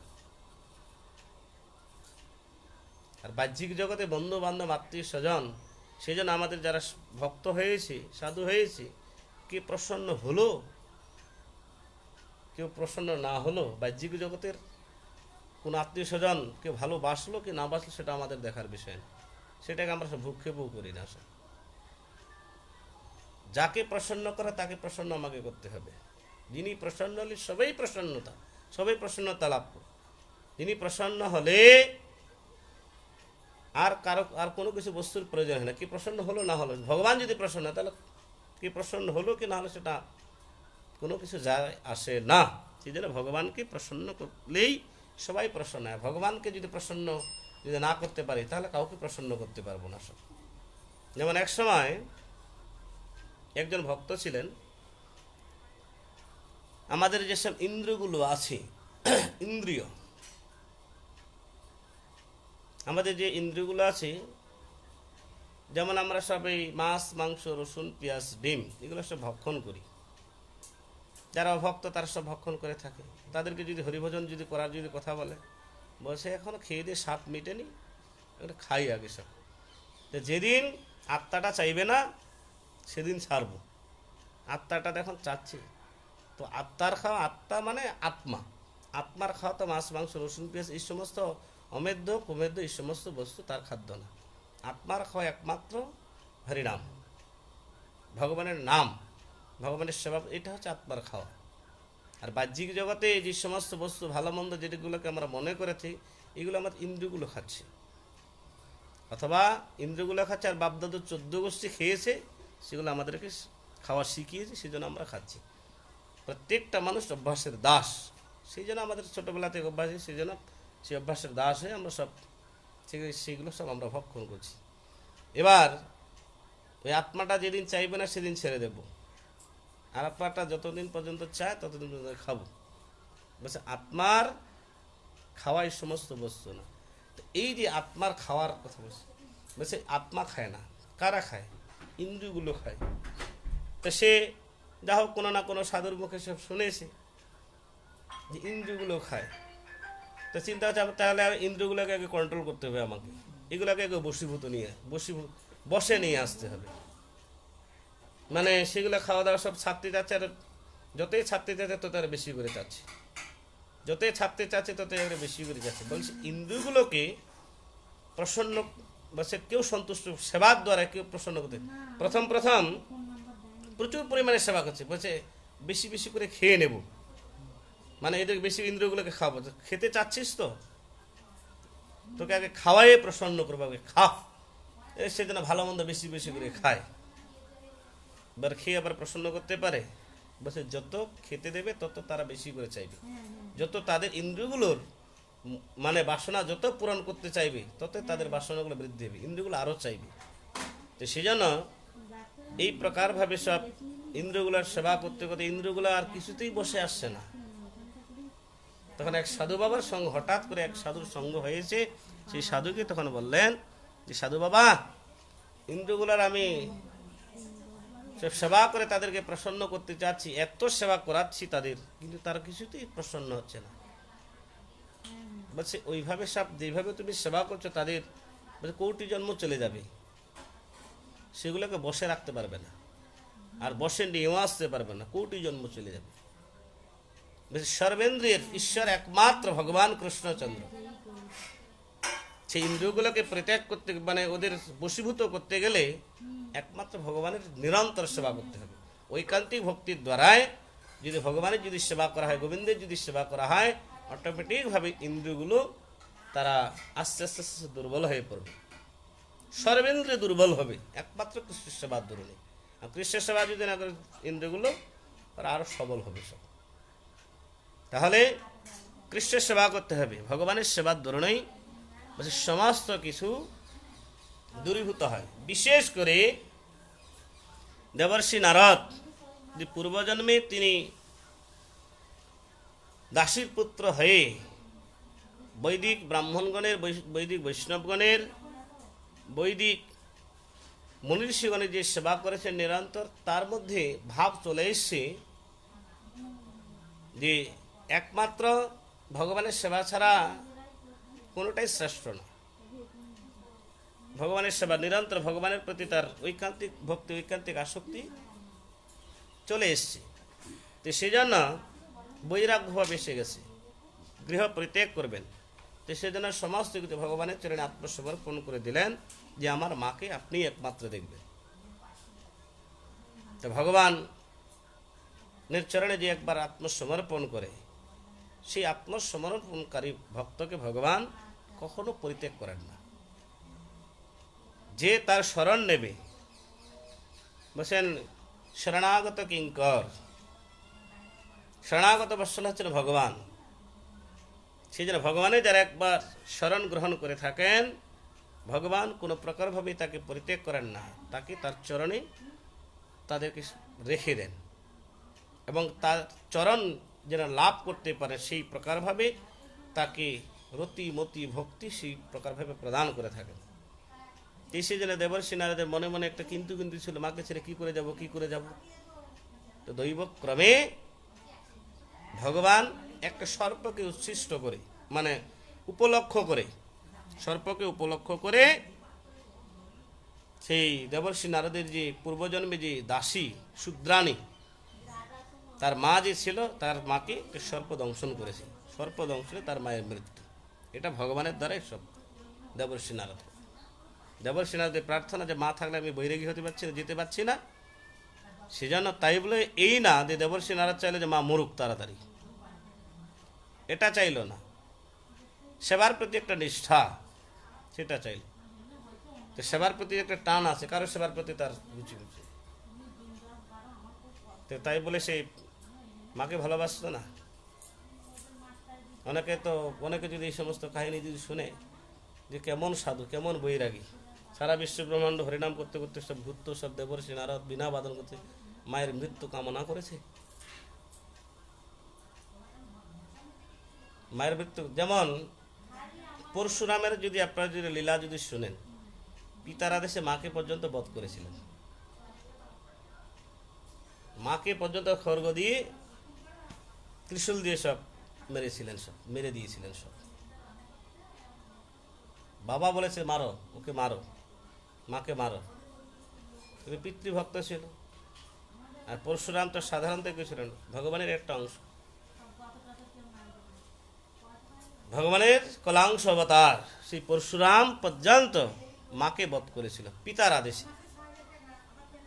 ভুল করেছে? পিতাকে ভালোবাসত, মায়ের প্রতি শ্রদ্ধা ভক্তি যদিও ছিল, কিন্তু পিতাকে ভালোবাসত, পিতার আদেশ পালন করেছে। তারপরে শেষে আবার সব তাকে আবার সব জীবিতও করে দিয়েছে।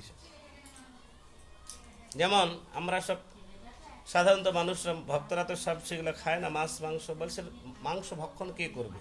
শাস্ত্রে আছে জীব জীবস্ব জীবনম, শ্রীমদ্ ভাগবতেই আছে, এক জীব আরেক জীবকে খেয়ে প্রাণ ধারণ করবে, জীব জীবস্ব জীবনম। বলছেন আগের মুনি ঋষিগণ তারা তপস্যা করতে যেতেন, তারা সব মাংস ভক্ষণ করতেন। তারা বনে জঙ্গলের মধ্যে সবসময় সারা বছর সব ফলমূল থাকে, জঙ্গলের মধ্যে লতা পাতা খেয়ে তারা সব জীবন ধারণ করতেন।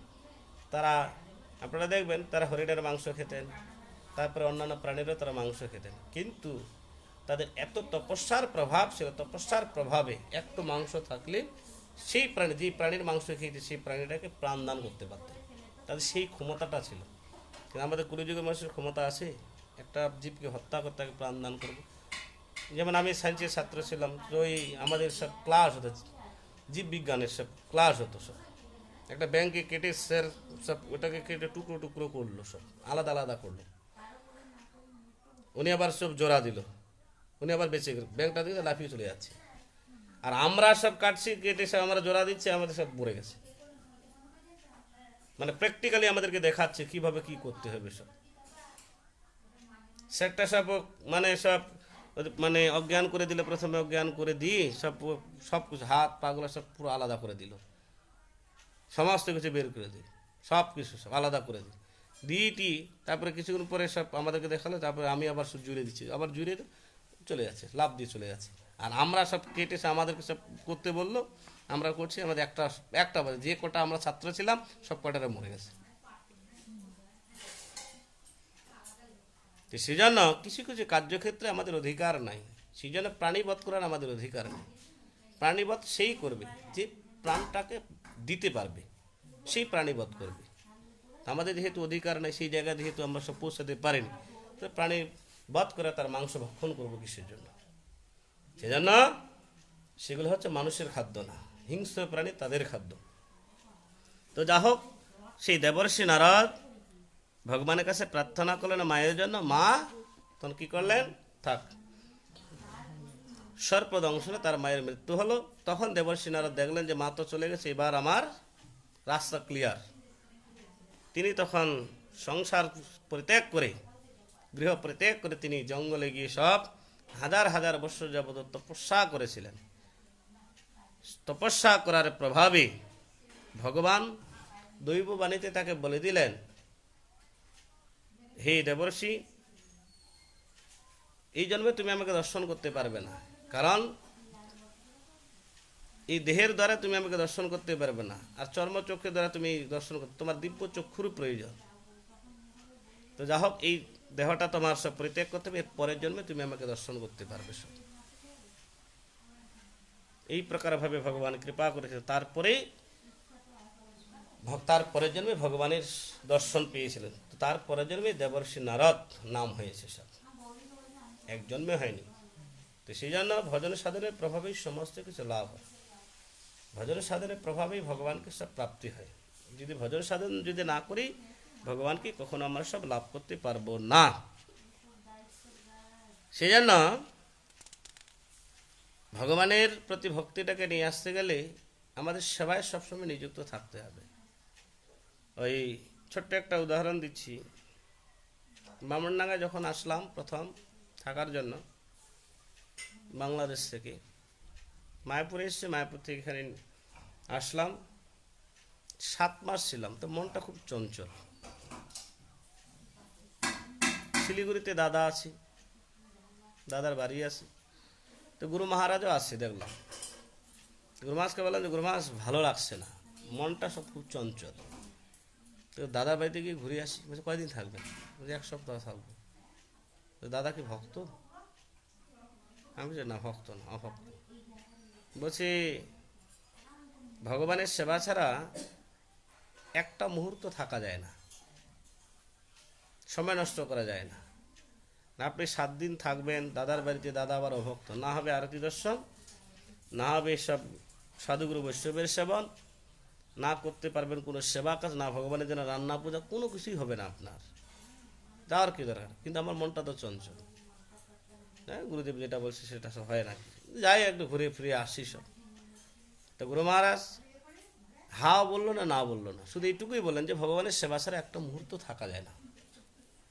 কারণ যেই সময়টা আপনি দাদার বাড়িতে থাকবে, সেই সময়টা যদি এখানে থেকে যদি ভগবানের সেবা পূজা, সাধুগুরু বৈষ্ণবের সেবা পূজায় রত থাকেন, তাহলে আপনার বেশি লাভ। মানে গুরু মহারাজের ইচ্ছা যে না গেলে ভালো, কিন্তু না বলছেন না, উনি মুখ দিয়ে ডাইরেক্ট না বলে দিচ্ছেন না। তো আমি চিন্তা করলাম যে হাও বললো না, না বললো না, তো আমি যাই। তারপরে আমি বিকালবেলা সব শিয়ালদায় গিয়ে সব, সকালবেলা বলেছিলাম, বিকালবেলায় শিয়ালদায় গিয়ে ট্রেন ধরে জেনারেল কম্পার্টমেন্টে উঠে চলে গেছি সব শিলিগুড়ি। তো শিলিগুড়ি যখন মানে মন্দির থেকে যখন বেরোবো, গুরু মহারাজকে যখন প্রণাম করতে গেলাম, গুরু মহারাজ আমাকে একটা কথাই বললো যে আপনি 1 সপ্তাহ থাকবেন বললেন তো, 1 মালা হরিনাম হবে না আপনার। আমি আর অতটা ভ্রুক্ষেপ করলাম না। যে গুরুদেব মনে মনে চিন্তা করে গুরুদেব আমাকে এখানে আটকে রাখার জন্য এই কথাটা বলছি, ভয় দেখাচ্ছি, এরকম মনে করে আমি চলে গেলাম, প্রণাম করে চলে গেলাম। 1 সপ্তাহ ছিলাম। গুরুমুখ পদ্মবাক্য চিত্তিতে করিয়াঐক্য আর না করিও মনের আশা। গুরুদেব যেটা বলেছেন সেটাই হয়েছে। 1 সপ্তাহ ছিলাম, 1 মালা হরিনাম করতে পারিনি। আরতি দর্শন তা না, এখানে কিসের আরতি দর্শন? ভূতের দর্শন ওখানে। তো সেই জন্য গুরুবর্গগণ তারা হচ্ছে সব জানে, বলছে যারা গুরুপদে অধিষ্ঠান, কৃষ্ণ গুরুরূপে শাস্ত্রের প্রমাণে অতএব গুরুরূপী কৃষ্ণ কৃপা করেন ভক্তগণে। গুরু পাদপদ্ম সাধারণত আমাদের মতো কোনো মনুষ্য ব্যক্তি না, তারা ভাগবত অভিন্ন। সেজন্য সাক্ষাৎ ঋত্যেন সমস্ত শাস্ত্রই রোক্তস্যতা ভাব্যতে বৈষ্ণবী কিন্তু প্রভুর যে প্রিয় বদস্য বন্দী গুরু শ্রী চরণারবিন্দম। বলছেন ভগবানই গুরুরূপী তিনি আছেন। চৈত্য গুরুরূপী, মহান্ত গুরুরূপী, শিক্ষা গুরুরূপী, দীক্ষা গুরুরূপী রূপে সব ভগবান আছেন। শিক্ষা গুরু হচ্ছে 2 প্রকার, চৈত্য গুরু, মহান্ত গুরু। তারপরে দীক্ষা গুরু হচ্ছে একজনই, যার কাছে সব ভগবান শ্রীকৃষ্ণের সঙ্গে যে আমাদের সম্বন্ধটা সব আলাদা হয়ে গেছে। এক জায়গায় ছিলাম, ভগবানের সেবায় রত ছিলাম, দৈবক্রমে কোনো না কোনো বাসনার ফলে আমরা ভগবানের কাছ থেকে ছিটকে আমরা সব মায়ের জগতে সম্পতিত হয়েছি। সেখান থেকে অনেকটা দূরে এসেছি, পুনরপি ভগবানের সাথে যে নিত্য সম্বন্ধ ছিল সেই সম্বন্ধ থেকে চ্যুত হয়েছে। সেই গুরুপাদ পদ্ম আবার পুনরপি সেই ভগবানের সঙ্গে আমাদের সম্বন্ধ স্থাপন করে যে দেন, সেখানে কৃষ্ণ মন্ত্র আছে। কৃষ্ণ মন্ত্র হইতে হবে সংসার মোচন, আর কৃষ্ণ নাম হইতে পাবে শ্রীকৃষ্ণ চরণ। সেই ভগবান শ্রীকৃষ্ণের সাথে পুনরপি সম্বন্ধ স্থাপন করে দেন। যে ভগবানের কাছে অনেক দূরে গিয়েছি বলেই গুরু করার উদ্দেশ্যটা কি? ভগবানের সাথে সম্বন্ধ নাই। সে সম্বন্ধ নাহি যার, বৃথা জন্ম গেল তার, সেই পশু বড়ই দুরাচার। সে সম্বন্ধ নাহি যার, বৃথা জন্ম গেল তার, সেই পশু বড়ই দুরাচার। ভগবানের সাথে সম্বন্ধ ছিল, সেখান থেকে আলাদা হয়ে গেছি। আবার পুনরপি ভগবানের সাথে আমাদেরকে সম্বন্ধ স্থাপন করে একমাত্র গুরুপাদ পদ্মই দেন। সেই জন্য গুরুকরণ করা। সেই জন্য গুরুপাদ পদ্মকে নৌকার মাঝি বলা হয়। সেই জন্য সেই গুরুপাদ পদ্মকে এই সংসার রূপ সমুদ্র থেকে একমাত্র ভগবানের পাদ পদ্মে পৌঁছে দেওয়ার জন্য তাকে মাঝি বলা হয়। সংসার সমুদ্র থেকে যিনি ভগবানের পাদ পদ্মে উত্তীর্ণ করে দেবেন, ভগবানের পাদ পদ্মে যিনি পৌঁছে দেবেন, তিনি হচ্ছেন গুরুদেব। আমরা সংসার সমুদ্রে আমরা পতিত হয়েছি, আমরা মায়ের জগতে আমরা সব বসবাস করছি। এখান থেকে কর্ণধার স্বরূপ সেই শ্রী গুরুপাদ পদ্মের আশ্রয় নিয়ে আমাদেরকে ভগবানের পাদ পদ্মে পৌঁছাতে হবে। সেই জন্য আমাদের গুরুকরণ করা। সেজন্য গুরু ছাড়া গোবিন্দ ভজে, সেই পাপী নরক ভজে। সেই জন্য গুরুকরণের প্রয়োজনীয়তা। সেই জন্য গুরুকরণ করতে হয়, কারণ গুরু কৃপাতেই কৃষ্ণ কৃপা লাভ হয়। গুরু কৃপাতেই ভগবত দর্শনে, গুরু কৃপাতেই ভগবানের রূপ গুণ লীলা চরিতাবলী সেই সমস্ত উপলব্ধি এসে যায় গুরু কৃপাতেই। গুরু সেবার ধরনেই ভগবত তত্ত্ব পূর্ণাঙ্গভাবে সব জানা যায় এবং ভগবানকে পর্যন্ত গুরু কৃপাতে লাভ করা যায়। তো সেই জন্য প্রত্যেকটা মুহূর্তে সদ্গুরু চরণাশ্রয় গ্রহণ করার এটাই একমাত্র উদ্দেশ্য। তো সেই জন্য শ্রী দেবর্ষি নারদ তিনি সেবার দ্বারায় কি পেলেন? কার সেবা করে? সাধুগুরু বৈষ্ণবগণের সেবার দ্বারায় তার ভাবটা, তার মতিগতিটা কি হলো? কোথায় চলে আসলো মতিগতিটা? সেবার দ্বারা মতিগতি আসলো ভগবানের প্রতি, ঐকান্তিক ভক্তি চলে এসছে সেবার দ্বারায়। আর সেবা যদি না করতো, তা সেই প্রকার সব বৈরাগ্য ভাবটা আসতো কি? এই যে আপনারা সংসারে আছেন, সংসারের প্রতি আসক্তিগুলো কমবে কি করে? আসক্তি নাই? স্বামীর প্রতি আসক্তি নেই আপনার? আছে কি না? ছেলে মেয়েদের প্রতি আসক্তি আছে কি না? বৌমার প্রতি আসক্তি আছে কি না? তারপরে বাড়ি ঘরের প্রতি আসক্তি আছে কি না? সবার প্রতি আসক্তি আছে। সেই জন্য ভক্তিবিনোদ ঠাকুর বললেন যে বিষয়ে যে প্রীতি হবে আছে আমার, সেই মতো প্রীতি হোক প্রভু চরণে তোমার। সংসারের প্রতি, বন্ধু বান্ধব আত্মীয় স্বজন সংসার সকলের প্রতি যে প্রকার প্রীতি আছে, ভালোবাসা আছে, মায়া আছে, মমতা আছে, সেই প্রকার যেন প্রীতি তোমার প্রতি থাকে। এবার কার কতটা আছে, বুকে হাত দিয়ে একটু চিন্তা করুন তো, ঠাকুরের প্রতি কার কতটা মতিগতি আছে? মানে কোন দিকে বেশি, পাল্লাটা কোন দিকে ভারী? ভগবানের প্রতি ওদিকে ভারী, মতিগতির ওদিকে ভারী বেশি, না এদিকে? কোন দিকে? সংসারের দিকে বেশি। তাহলে যে সংসারের প্রতি যেহেতু মতিগতিটা বেশি আছে, তা সেই জন্য সেই মতিগতিটা বেশি করে আনতে হবে গোবিন্দের পাদপদ্মে। তা সেই জন্য নিরন্তর সেবা কাজে সবসময় নিজেকে নিযুক্ত থাকতে হবে। সবসময় যে হাতে পায়ে কাজকর্ম করতে হবে, মুখে হরিনাম করতে হবে। আর যত সমস্ত কর্ম করবেন, সে মাঠেই কাজ করুন অথবা বাড়ির এসে যে কোনো কর্ম, প্রত্যেকটা কর্ম করবেন ভগবানের উদ্দেশ্যে। সংসার তো আছেই, কিন্তু সর্বাগ্রে আগে সব গোবিন্দ চরণে অর্পণ। যা কিছুই করবেন আগে গোবিন্দ চরণে অর্পণ করতে হবে। সেটাকে বলে কৃষ্ণের সংসার। সেই জন্য বলেছেন কৃষ্ণের সংসার করে ছাড়নাচার, জীবেদয়া কৃষ্ণ নাম সর্বধর্মসার। কৃষ্ণের সংসার করতে হবে, মানে সংসারটাকে কৃষ্ণময় করে তুলতে হবে। নিজে হরিভজন করতে হবে, স্বামীকে হরিভজন করাতে হবে, ছেলেকে হরিভজন করাতে হবে, বৌমাগুলাকে হরিভজন করাতে হবে, আর যারা আত্মীয় স্বজন আসবে ওদেরকে ঠাকুরের কথা শোনাতে হবে। যেমন আপনার বেয়ান এসছে, বেয়ানকে ঠাকুর কথা শোনান। ঠাকুর কথা শোনে? বেয়ান শোনে না শোনে না? বেশি গল্প করতে ভালোবাসে। কোন গল্প? ওই সব ভক্তিবিনোদ ঠাকুর বললেন, দিবস রজনী আবল তাবল পচালো পারিতে পার, তাহার ভিতরে কখনো কেন কি গোবিন্দ বলিতে নার।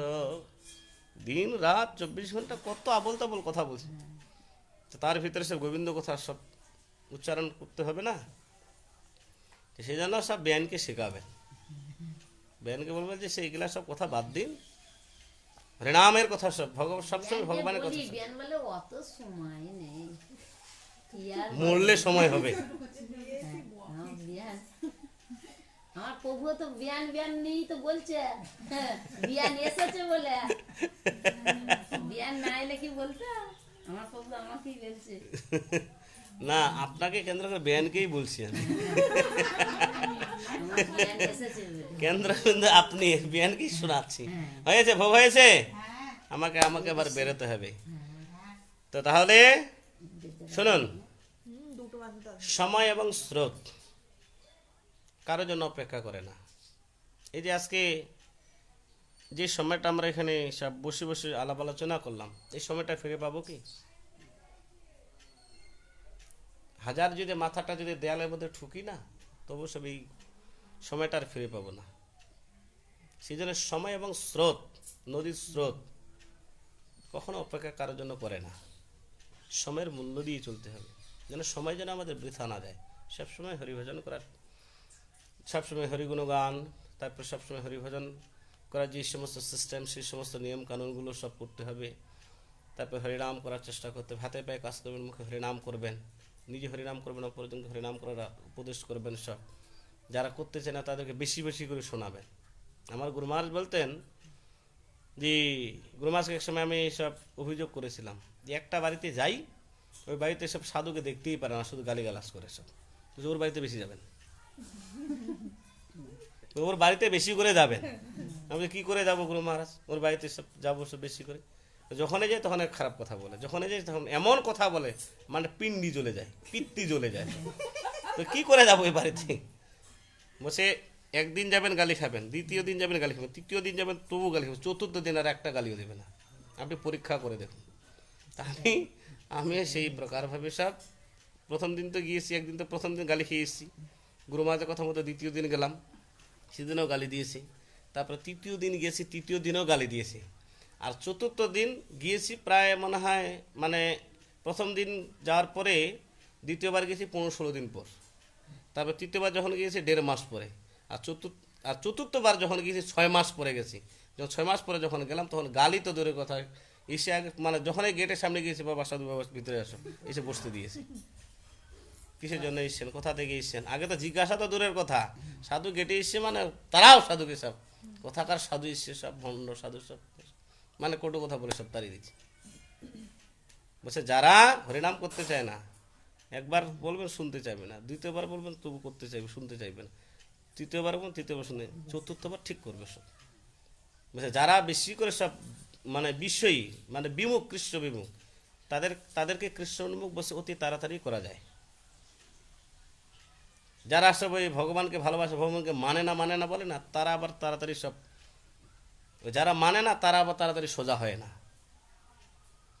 মানে ওই আচার সব জানে তো, করবো একটু কিছুদিন পরে করবো সব, মানে এরকম একটু ঢিল দেয়। আর যে সমস্ত ব্যক্তিরা যারা ওই ঠাকুর দেবতা মানে না, ওরা তাড়াতাড়ি সাধু হয়, দেখবেন সঙ্গের প্রভাবে, সৎসঙ্গের প্রভাবে অতি তাড়াতাড়ি তারা ভক্তে পরিণত হয়। আর যারা সব ভক্ত সঙ্গ করতে করতে করতে তবু নিয়মকানুনগুলো মানছে না, তাদেরকে ভক্ত করা মুশকিল সব, তারাই ভক্ত হয় না, তারা শক্ত হয়ে বসে থাকে সব।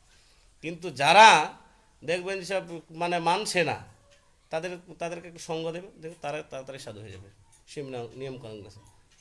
তো সেই প্রকার গতিমতি কার, আপনাদের না আমার? আপনাদের না আমার? কৃষ্ণায় বাসুদেবায় হরয়ে পরমাত্মনে প্রণত ক্লেশনাশয় শ্রীকৃষ্ণাম বয়ম নমঃ। শ্রীকৃষ্ণ চৈতন্য প্রভু নিত্যানন্দ সদ্বৈত গদাধর শিবাসাদি গৌর ভক্তবৃন্দ। হরে কৃষ্ণ কৃষ্ণ কৃষ্ণ হরে হরে, হরে রাম রাম রাম হরে হরে। जय जय श्री श्री गुरु गुरांग गंधर्व गिरिधारी गोविंद गोपीनाथ मदन मोहन जी की जय। सपार सदगुरुदेव की जय, सपार सत परम गुरुदेव की जय, सपार सत प्रभुपाद की जय, सपार सदगुरु सुंदर की जय। गृह समीर मनोवासना पूर्ण करि पतित पावन श्री गुरु हरि की जय। ग्रंथराज श्रीमद् भागवत की जय। निताई गुरु प्रमानंदे हरि हरि। এবার বসার দিন তাড়াতাড়ি, আবার আমাকে 3টার মধ্যে ওখানে গিয়ে উপস্থিত হতে হবে, জায়গা মতো পৌঁছাতে হবে।